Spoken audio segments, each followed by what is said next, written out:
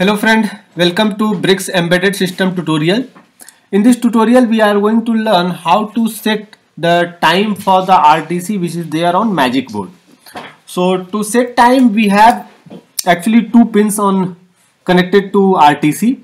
One is called data pin, one is a clock pin. So the clock pin is the pin which is on the battery side is actually clock pin, and the other pin is data pin. Now on the microcontroller we will find that C6 which is the last pin of your microcontroller. On the microcontroller side the pin number C5 which is the last pin, 28th pin of microcontroller, is actually clock pin, and the pin number 27 which is C4 is data pin. So to do any operation on RTC we just need to connect the data pin to data pin and the clock pin to clock pin. So we can use a simple jumper wire to make connection between these two.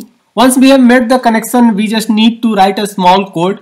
Here we have written a 4-line code in which we have written I2C init to initialize the I2C communication. We have written DS1307 init to initialize the 1307 IC. Next there is a statement called set time, and we need to write hour, minute and second format. And that this last argument is actually the AM PM. So for AM we need to write 0 and for PM we need to write 1. Now there is one special thing about the time format which we have written here. Here we write the numbers in hexadecimal format, like here you can see that we have written 0x12, but the number which we have written must look like exactly similar to time in decimal format only. It's like right now I have written 0x12.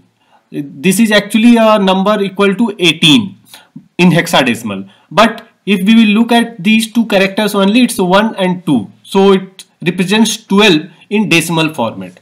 So you need to write the numbers in decimal but with extra 0x in front of it, so that the number get converted into hexadecimal. So that's all. Let's run this code and see if it set the time.